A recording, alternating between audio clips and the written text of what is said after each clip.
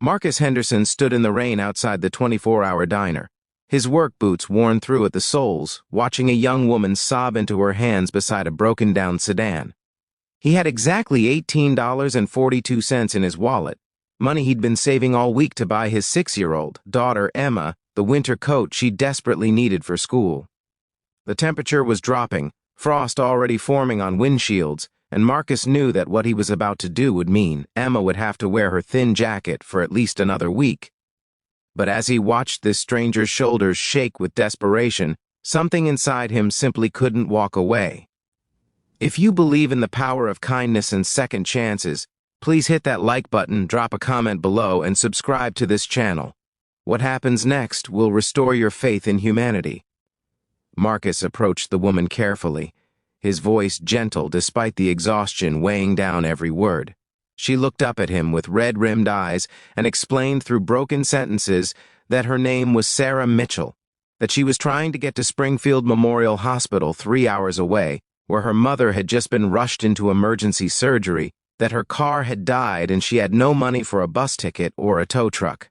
Marcus didn't hesitate. He pulled out his thin wallet, extracted the $18, and pressed it into her trembling hands.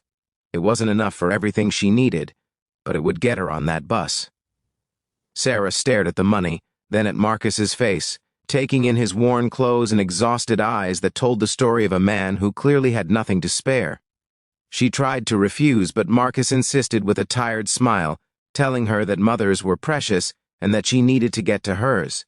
What Marcus didn't tell Sarah was that he'd been working double shifts at the warehouse for 3 months straight, that his wife had passed away 2 years ago from cancer, leaving him alone to raise Emma, that they'd been living in a tiny one-bedroom apartment with heat that barely worked, eating rice and beans most nights so he could keep the lights on.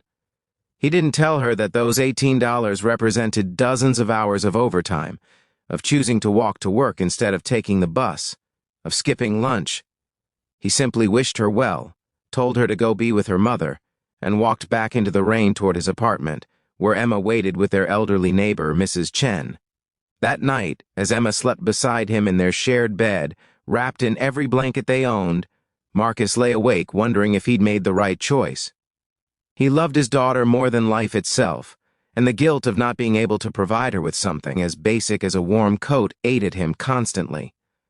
But he also knew that he wanted to raise her to be the kind of person who helped others, even when it was hard, even when it cost them something significant.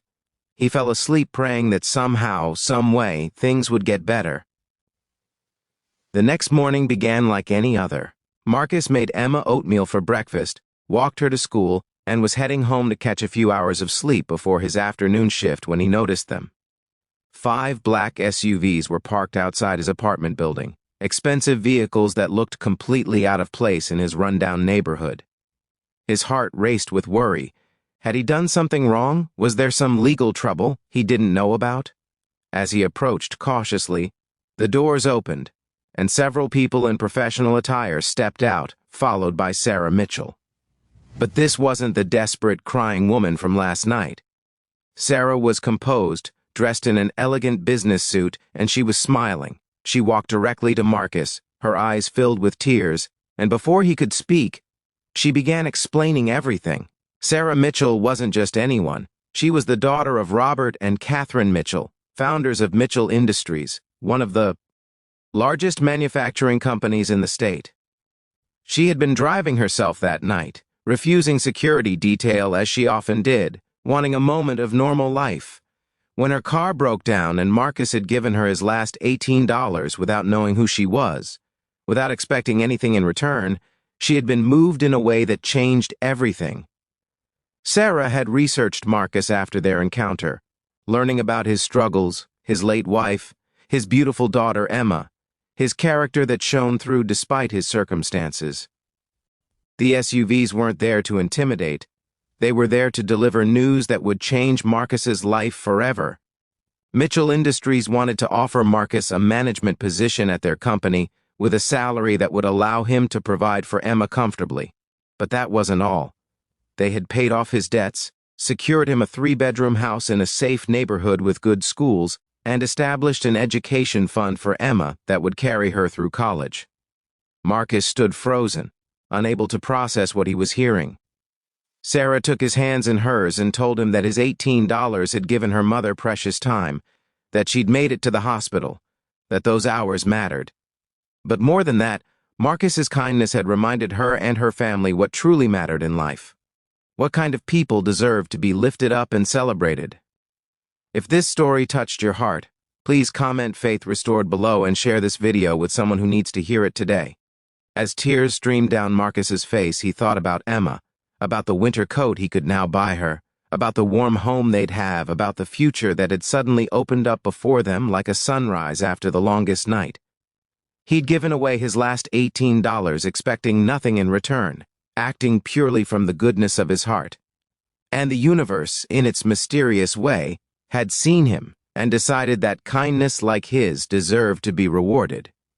That evening, when he picked up Emma from school and told her they were going to have a new home, her squeals of joy echoed down the street, the sound of pure happiness that Marcus had feared he might never be able to give her. Sometimes, the smallest acts of kindness create the biggest miracles, and Marcus Henderson's $18 had just proven that love and generosity never go unrewarded in the end.